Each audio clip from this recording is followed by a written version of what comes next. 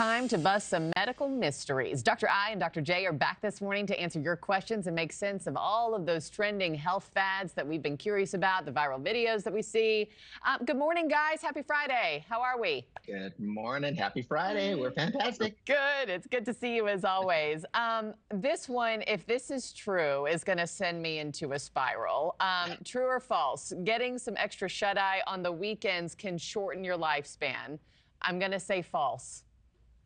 It is false. Don't spiral, Markie. It is false. So the bottom line is sleep is good, right? Sleep is good. So sleep does a few things, right? When we're sleeping, it's our time for restoration. So our brain is resting. So when you get more sleep, less dementia, better memory. Our metabolism is resting. So when you get more sleep, better metabolism, lower weight, less weight ills related to weight being excessive. Your immune system is resetting. You have less inflammation. So overall sleep is good for you. Now, this is the thing. Ideally, you want to get a good 7 to 9 hours of sleep every night. But there's a study that found that people like Jamil and I who do not get that, if we get what they call makeup sleep during the weekend. So you may not get a lot of sleep during the week, but if you get that makeup sleep during the weekend, you still have those health benefits. So bottom line, sleep is good. Yeah. Every night's better, but you can do it too. What if you have a new baby and you're not sleeping in the weeks, you're not sleeping on the weekend either? Yeah, feel like it's not good news for yours truly. Hey, true or false, moving on to the... Yes. What'd you say? Now it's time to spiral, yes. Yeah, now it is time to spiral. I'm spiraling. Okay, moving on to the next one. Allowing your pets to kiss you on the mouth is perfectly safe. I'm going to say true because I want that one to be true too. I'm afraid that one is false, Markie, although it's not as bad as you think. But look, pets are not discerning, right? They will put their mouths anywhere. And the reality is they have a lot of bacteria in the mouth. Now, not all bacteria is bad, right? But research has shown that when you kiss your pet, you tend to get a lot of the bad bacteria, things like Campylobacter, a parasite called Giardia. And sometimes you can get a really nasty one called MSRA, the flesh-eating bacteria. Now, in reality, if you're healthy, vigorous immune system is probably not going to cause you issues. And the flip side to it is you can also get your pet's good bacteria, which can boost your microbiome and make you healthier, less diabetes, less metabolic conditions. However, I would just say, go with the simple probiotic. Drink a little kefir if you want that good bacteria. Don't kiss your pet because you can get the bad bacteria as well. They're so cute. They're just so irresistible. Just hold them back like this and look at them. Yeah, okay.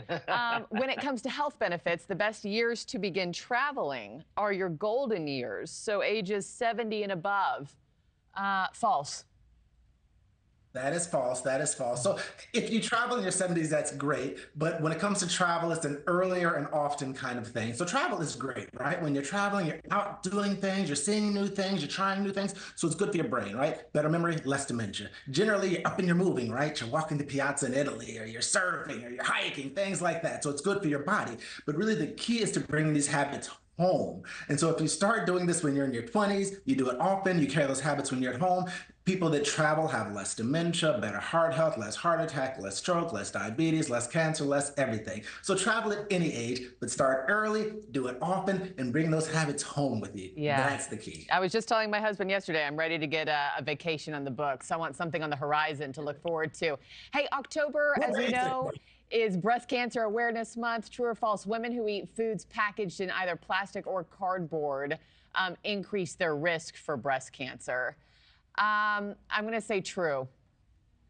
This is true. This is true. So it comes down again to these, what we call these forever chemicals, which are these chemicals that seem like they're everywhere now. And we call them forever chemicals because they stick around in our bodies and in the environment forever because they're tough to break down.